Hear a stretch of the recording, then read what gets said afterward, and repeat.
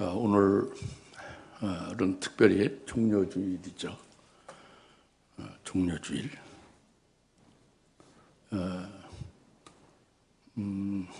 오늘 본문 말씀에서 있는 것 같이 6월절 엿새 전에 다음 날에 일어난 일이잖아요. 그 6월절이 다음 주 금요일이죠. 그 다음 주 금요일인 6월절에 엿새 전이면 언제예요? 엿새 전이면 토요일이죠. 어제. 그죠? 그리고 6월절 엿새 전에 다음 날이면 언제예요? 오늘이죠. 어제 다음 날이면 오늘이잖아요. 이게 종려주일이다 그겁니다. 근데 이 종려주일이 어떤 날이냐? 오늘 종려주일인데 종려주일이 어떤 날이냐 하는 거예요. 그리고 종려주일이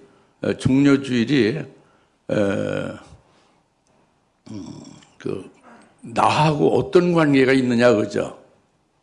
오늘 제목이 뭐예요? 종려주일이 아니라 종려주일과 나라는 거예요. 예? 종려주일이 어떤 날이고 어떤 의미가 있느냐 하는 것을 잘 깨닫고 믿으시면은 이 종려주일과 자기와의 관계를 깨달을 수가 있죠, 그죠? 깨닫게 되어지면 소망이 생기고 믿음이 생기고 거기에 따라서 여러분들이 신앙의 어떤 이제 방향이 설정돼서 달려갈 수 있잖아요. 그럼 복이 될 수 있지 않습니까? 이런 것이 오늘 말씀을 통해서 깨달으시길 바랍니다. 그래서 먼저 12장 12절에 그러니까 12절에 그 다음날 명절에 온 많은 무리가 예수께서 예루살렘에 오신다는 말을 듣고 종려나무 가지들 들고 주를 맞으러 가서 그렇게 했죠, 그죠? 예수님의 예루살렘에 오신다는 말을 듣고 무리들이 종려나무 가지를 들고 이제 예수님을 맞으러 와서 환호하는 거죠. 언제? 6월절 엿새 전에 다음 날에, 즉 오늘 말이죠. 그러면 이 많은 무리들이 예수님 예루살렘에 오신다는 말을 듣고 왜 하필 종려나무 가지를 들고 왔느냐 이게 궁금하지 않습니까? 궁금하죠. 아니 버드나무 가지나 참나무 가지나 뭐 다른 가지를 가지고 오지 않고 종려나무 가지를 들고 왜 하필 예수님을 영접할까? 그리고 오늘 종려주일이라고 그랬잖아요. 종려주일이라는 게 왜 종려주일이라고 할까? 종려나무와 관계되는 거잖아요. 그러니까 이 종려나무에 큰 의미가, 영적인 의미가 있구나. 이것을 이제 우리가 알 수가 있지 않습니까? 그런데 이것을 성경에서 보면은 종려나무에 대해서 성경에서 말씀한 것이 신명기 34장 3절에 여리고 성읍이 종려나무 성읍이라고 그랬어요. 여리고 성읍을 무슨 성읍이라고 했다고요? 종려나무 성읍이라고 했습니다. 그러니까 무슨 인간적으로 해석해서 종려나무를 많이 심은 성읍이다. 그래 종려나무 성읍이다. 그건 아니죠. 그건 아닙니다. 이것은 하나님이 종려 성읍이라고 부르시고 그것을 말씀으로 기록한 거예요. 그러니까 이것은 바로 하나님께서 여리고성을 계시한 거예요. 여리고성의 구원과 하나님의 역사를 나타내서 여리고성이 종려 성읍이다 겁니다. 왜 종려 성읍이냐? 하나님이 직접 친히 스스로 여리고성을 무너뜨린 거예요. 하나님이 직접 무너뜨리고 하나님이 승리하신 거죠. 그리고 이스라엘에게 그 땅을 유업으로 주신 거예요. 구원이고 그리고 하나님의 영광을 받으신 것이죠. 그러니까 여리고성이 종려나무 성읍이라는 것은 하나님의 승리, 하나님의 구원, 하나님의 영광을 가리킨다고 합니다. 이와 같이 오늘 말씀에 지금부터 2000년 전에 예수님이 종려주일 오늘 이렇게 예루살렘 성에 이제 오신다는 것을 듣고 많은 사람들이 아이들이 종려나무 가지를 들고 지금 와서 환영하고 환호하고 있다고 합니다. 이것은 바로 뭐냐? 이것은 아까 말씀한 그 종려나무의 그 영적 의미가 하나님의 승리, 하나님의 구원, 하나님의 영광이라고 그랬죠. 이와 똑같이 예수님 예루살렘 성에 입성하시는 예수님의 입성 후에 예수님의 승리가 있을 것을 미리 안 거예요. 그래서 종려가지로 환영하는 거죠. 예수님의 구원, 예수님이 구원하실 것을 아는 거죠. 예수님이 영광 받으실 것을 아는 거예요. 그러니까 예수님의 승리에, 예수님의 구원, 예수님의 영광 받으실 것을 미리 그것을 알고 종려가지를 들고 이제 환호하며 예수님을 맞이하는 거죠.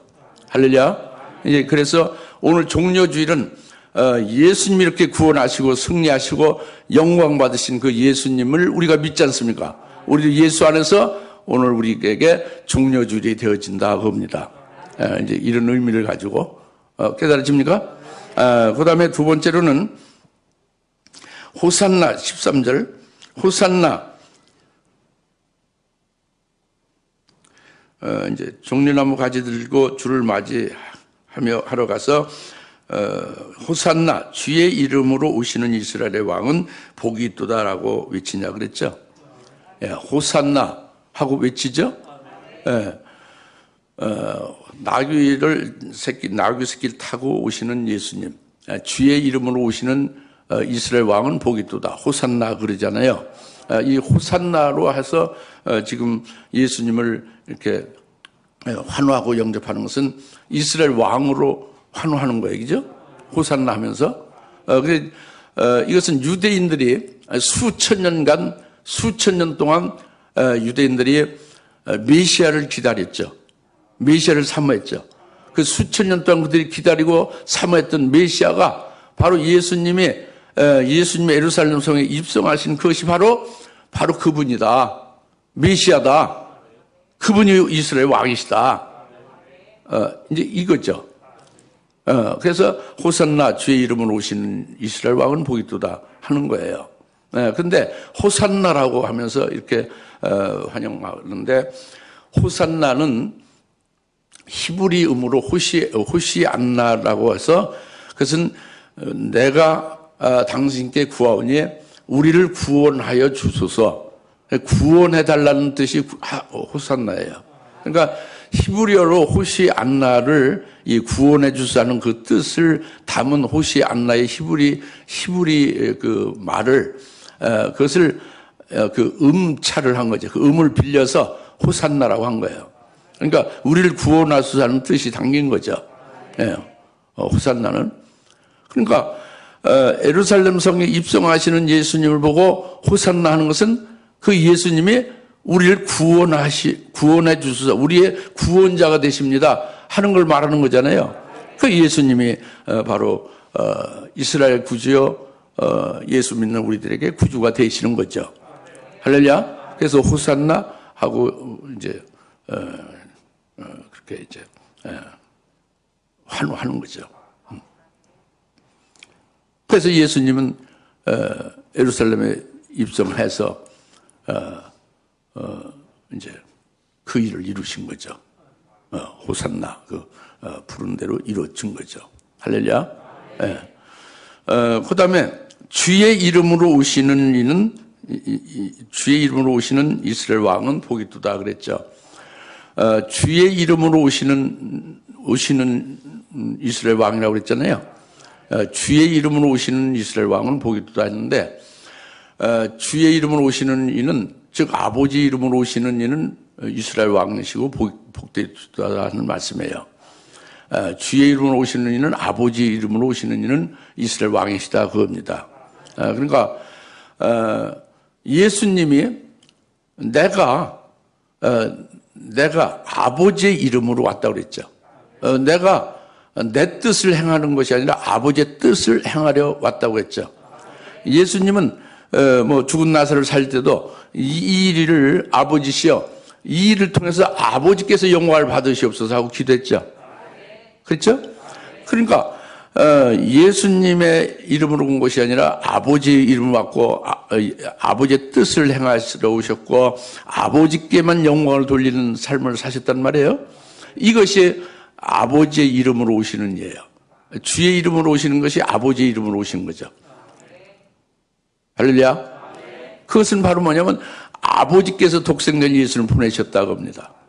나는 그의 아들이다 겁니다. 그 예수님은 하나님의 아들이고 그리고 그가 그리스도다 하는 것을 확정한 거예요. 주의 이름으로 오시는 이 이스라엘 왕이 보겠다는 것은 하나님의 독생자다. 하나님의 아들이시다 그분은. 그리고 그분은 그리스도가 되신다. 이걸 확정한 거죠. 주의 이름으로 오신다는 게. 근데 요한복음 5장 43절에 예수님이 장차될 일을 예언했지 않습니까? 내가 아버지의 이름으로 왔으나 너희가 나를 영접하지 아니했다. 그러나 다른 사람이 자기 이름으로 올 때는 너희가 그를 영접하는다 그랬죠.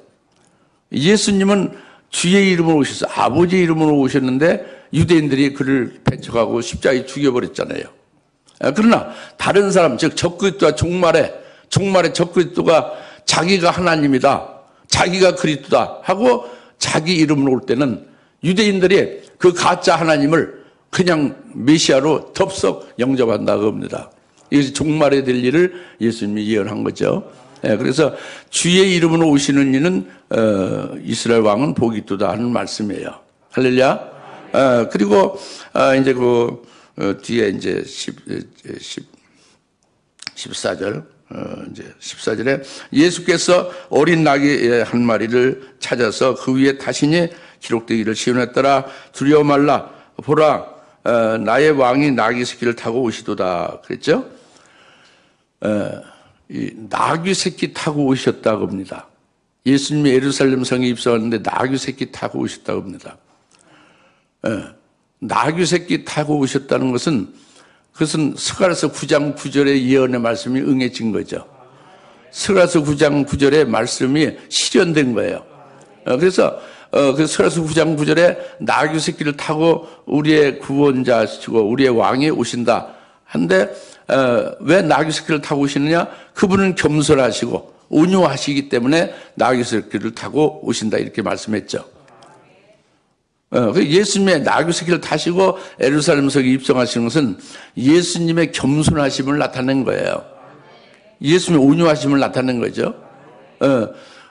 어떻게 겸손하고 온유하심을 나타내시는 건가? 예수님이 뭐가 겸손하고 온유하신 거냐? 이제 그것은 예수님이 하나님의 아들이시죠? 하나님이시죠? 예수님의 그 본체가 하나님인데 하나님으로 여기지 아니하고 피조물 같이 사람으로 오셨잖아요. 이것이 낮아진 거예요. 이 겸손한 거죠.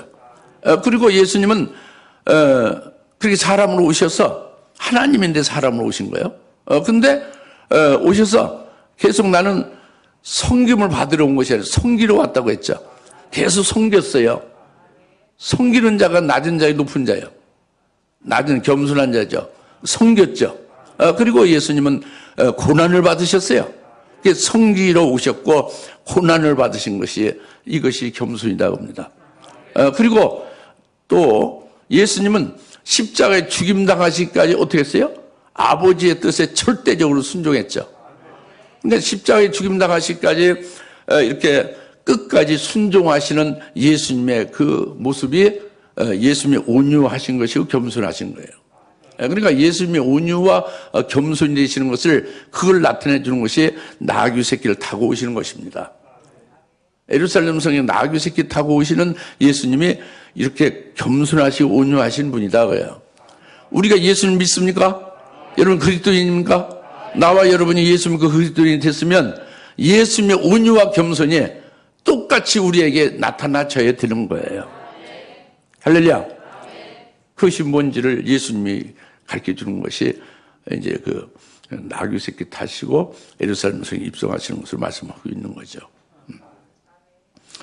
그래서 예수님이 이렇게 공적으로 예루살렘 성에 당당히 입성하시지 않습니까? 이거는 왕으로 입성하시는 거죠. 왕으로 입성하는 메시아 그리스도로 입성하는 것을 공적으로 그렇게 입성하는 것을 나타내 주는 것이 종려주일에 예루살렘 성에 입성하시는 예수님이죠. 그냥 이렇게 예루살렘에 들르는 게 아니라 공식적으로 왕으로 등극하시는 거예요. 그것이 종려주일 오늘에 이루어지는 일입니다. 그러면 예수님이 왕으로 등극하시는 그것으로 공적으로 예루살렘 성에 입성을 하신다 하면은, 그러면 어떻게 되는 것이냐? 세상의 왕들이 왕의 자리로, 왕자로다, 왕의 그 보좌로 등극할 때는 어떻게 돼요?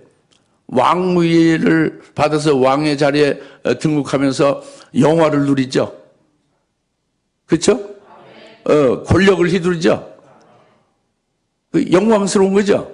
근데 예수님은 예루살렘 성에 왕으로 공적으로 이렇게 입성하시면서 왕으로 등극하시는 것이 되지만 예수님은 전혀 달랐죠. 전혀 반대죠.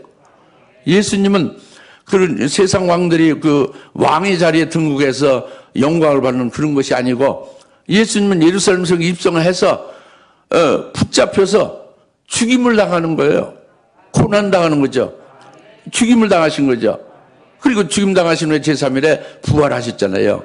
그래서 결국 우리를 죄에서 구원하셨고 사망에서 구원하셨죠. 이 일을 하신 것이 나귀 새끼를 타시고 예루살렘 성에 왕으로 입성하신 예수님을 가리키는 거죠. 이것이 겸손하시고 온유하신 예수님이 되시고 그분이 우리의 구주로서 호산나 하고 찬양하는 것 같이 우리 구원하신 분이 예루살렘 성에 입성하셔서 우리 구원하신 분이 된다고 합니다. 구원하신 그 예수를 믿는 우리는 그 예수님이 통치하시는 영적 통치하시는 그 주님의 말씀과 주님의 역사 안에서 우리는 사는 자가 된 우리의 왕이 되신다고 합니다. 할렐루야. 이제 이렇게 해서 본문 12장에 요한복음 12장 11절 13절의 말씀 14절까지 상고를 했는데 이제 중요한 것이 말이죠. 이렇게 종려주일에 예루살렘 성에 입성하신 예수님이 종려주일의 의미와 또 나와 그 종려주일 그 예루살렘 성에 입성하신 예수님과의 관계를 우리가 깨달았잖아요. 믿게 됐지 않습니까? 이걸 깨닫고 믿게 되면은 이제 우리가 이제 그 종려주일이 이렇게 해서 끝난 건가? 그래서 그 구원이 우리에게 이루어지고 구원을 인하여 감사하며 찬송하며 살면 되는 것이냐? 이제 이렇게 되는 거죠. 생각이 이렇게 미치게 되죠. 그런데 성경에서는 그게 끝난 게 아닌 거예요. 다시 말하면 요한계시록 7장 9절에 흰옷 입은 많은 무리가 온 세계 사방에서 나와서 종려나무 가지를 손에 들고 찬송하는 거예요. 하나님 나라의 천상의 하나님과 어린 양 보좌 앞에서 우리를 구원해 주신 그 구원을 찬양합니다. 우리를 구원해 주신 구원이 보좌에 계신 하나님과 어린 양에 있도다 하고 찬양하는 거예요. 종려나무 가지를 들고. 이것이 뭐냐고요. 이것이 앞으로 있을 종말에 천상에서 하늘나라에서의 종려주일이 다시 재현되리라. 종려주일, 2000년 전의 종려주일과 연관되는 거예요. 다시 말하면 다시 천상에서 하늘나라에서 종려주일이 다시 우리에게 있게 되리라. 이걸 계시해주고 있는 것입니다. 이거 굉장히 중요하죠. 믿음 있는 자, 예수를 믿는 자, 예수님의 재림을 소망하는 자, 예수님을 말미암아 자기들에게 믿음을 열매 맺고 열매 맺은 하루에 영광을 입혀서 영광으로 영생할 소망 있는 자들은 이 앞으로 있을 종려주일이 굉장히 중요한 거예요.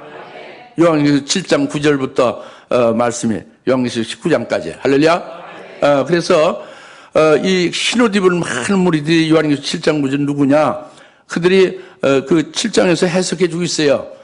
장차 있을 7년대 환란에서 순교하여 믿음으로 승리한 자들이라고 그랬어요. 그들이 흰옷 입은 자들이라고 그랬습니다.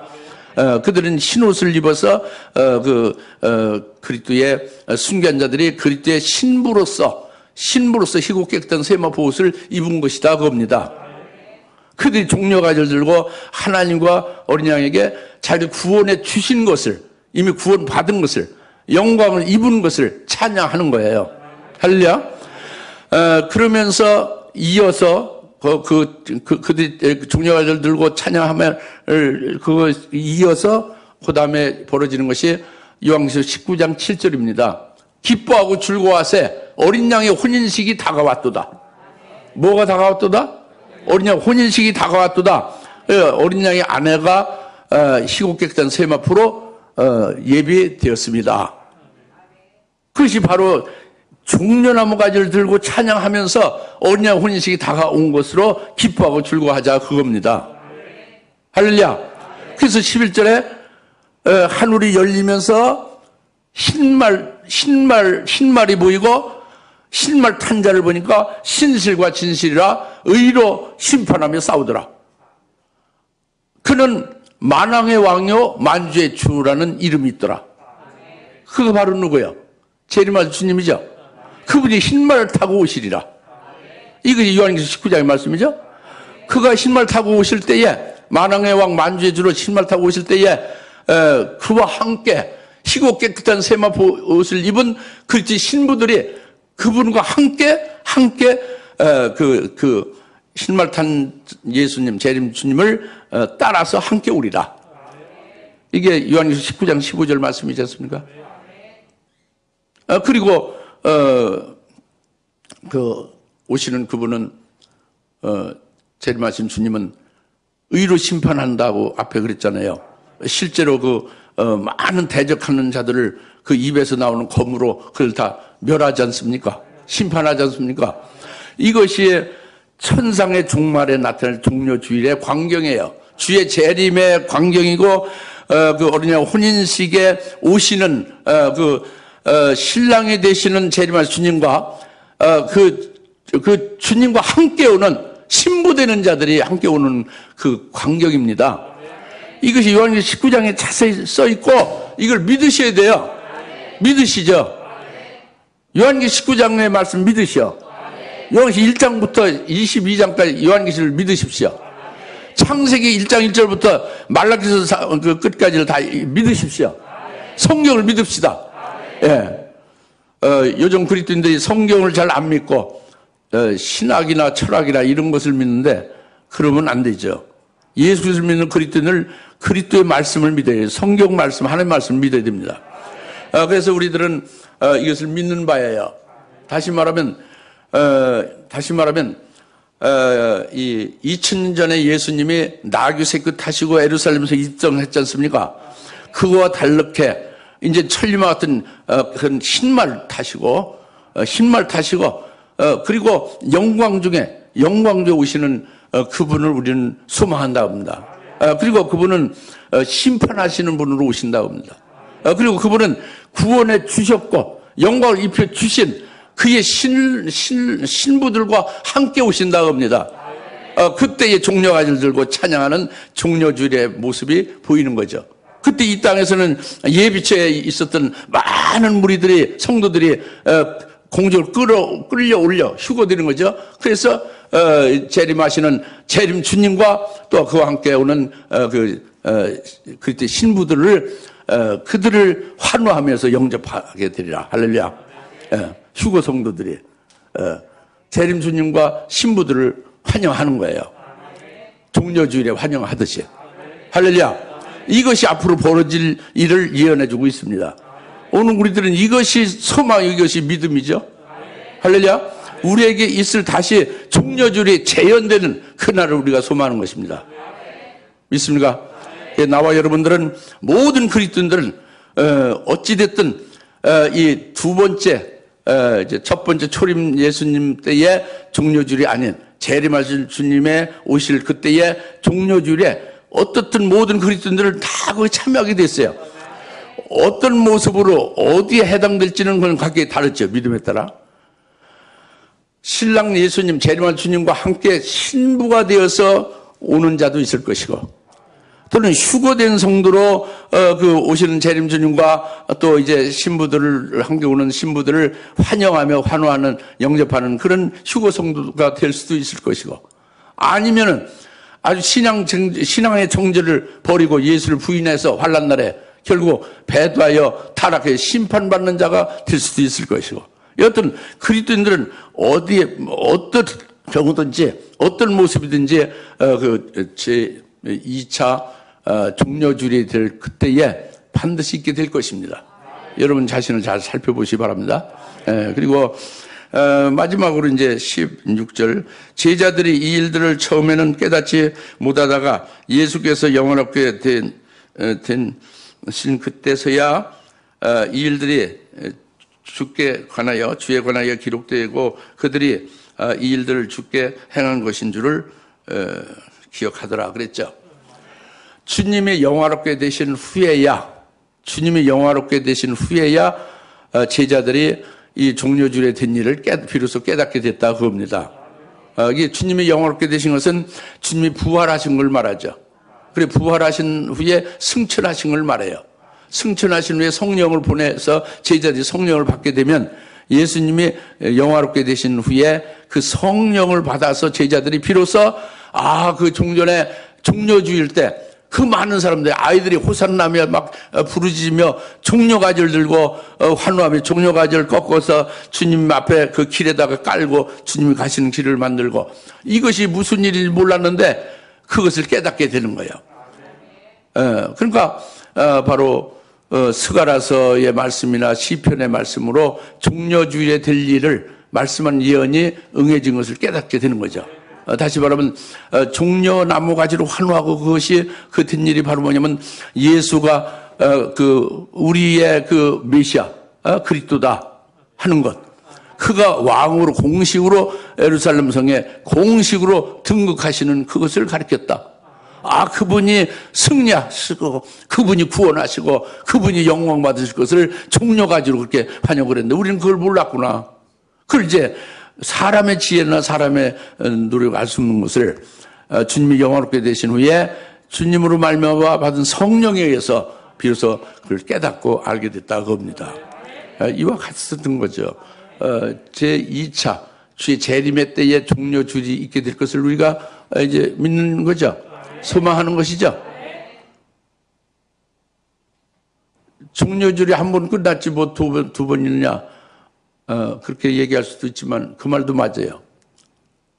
앞으로 종려주일을 다시 이렇게 예배를 이렇게 주의 재림 후에 종려주일을 예배를 드리고 하는 건 없죠. 그러나 주님이 초림하실 때 그 종려주일에 된 일들이 주님이 재림하실 때의 그 광경이 종려가지를 들고 환호하고 있잖아요. 그거 똑같이 연관되는 것이고 그것이 영적으로는 주의 재림 때에 종려주일이 되는 것이다. 이걸 우리가 깨달은 거잖아요. 믿는 거죠. 그럼 우리가 미리 그 주의 재림의 때에 그 종려가지를 들고 환호하는 그때에 주인공이신 신랑 예수님 재림하시는 그분과 그와 함께할 그의 신부가 될 희곡계 부단 세마포 입은 순교한 자들이 그의 신부가 되는 그들이 될 수 있도록 미리 깨닫고 사모하며 그 자리에 들 수 있도록 되는 게 복이 되겠죠. 그런데 그렇게 잘 안 된다고 합니다. 그렇게 되면 좋은데 그렇게 잘 안 되고 주님이 영화롭게 되신 후에야 깨닫더라. 이 말씀은 주님이 재림하실 때 그것을 본 후에야 깨닫는 자들이 많다고 합니다. 예? 주님이 재림할 때에 신부가 돼서 오는 자들을 그걸 바라보며 환호하면서 그제서야 깨닫는다고요. 미리 은혜 시대 지금 미리 깨달으면 그제 신부가 될 수도 있는데 그렇지 못하고 깨닫지 못하여 그날에 가서야 비로소 깨닫게 되는 자들이 많이 있을 거다. 이것은 물론 주님의 말씀을 절대적으로 믿고 신앙의 정절을 견고히 지켜가며 환난 날에 끝까지 예수를 부인하지 않고 승리하는 자가 이제 되어야 되는데 그렇지 못하고 배도하는 자들이 있을 것이죠. 그들이 깨닫지 못한 자들이 되는 거예요. 그다음에 또 미리 환난이 되기 전에 그때 신부의 신앙으로 세워지지 못하고 깨닫지 못하여 그대로 영적인 잠자는 자들이 되어지면 나중에 환난 나라 가서 정신 차려 그때 깨닫게 되면 휴가하는 성도가 되었죠. 그죠?